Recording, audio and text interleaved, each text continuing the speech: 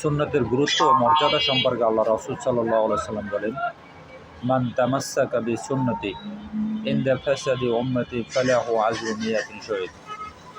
যে ব্যক্তি আমার উম্মতের দুরবস্থার সময় আমার সুন্নতকে মজবুতভাবে আঁকড়ে ধরবে, তাকে 100 শহীদের মর্যাদা বা 100 শহীদের সওয়াব দান করা হবে। আল্লাহ তাআলা আমাদেরকে আল্লাহ রাসূলের পরিপূর্ণ সুন্নাতের অনুসরণ করার তৌফিক দান করুন। পাশাপাশি আমাদেরকে কোরআন ও সুন্নাহর খাদেম হিসেবে, কোরআন ও সুন্নাহর অনুসারী হিসেবে কবুল করুন।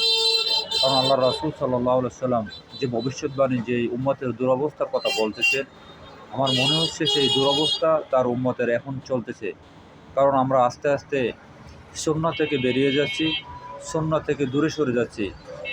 তাই আমাদের সকলের কি সচেতন হতে হবে, আল্লাহ রাসূলের সুন্নাতের অনুসরণ করতে হবে, কোরআনের অনুসরণ করতে হবে।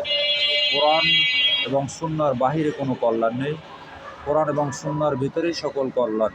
আমরা কোরআন বা সুন্নাহ থেকে দূরে সরে গেলে আমাদের সকল ধরনের অকল্যাণ আমাদেরকে গ্রাস করবে। তাই আল্লাহ তাআলা আমাদের সকলকেই কবুল করুন। আমিন।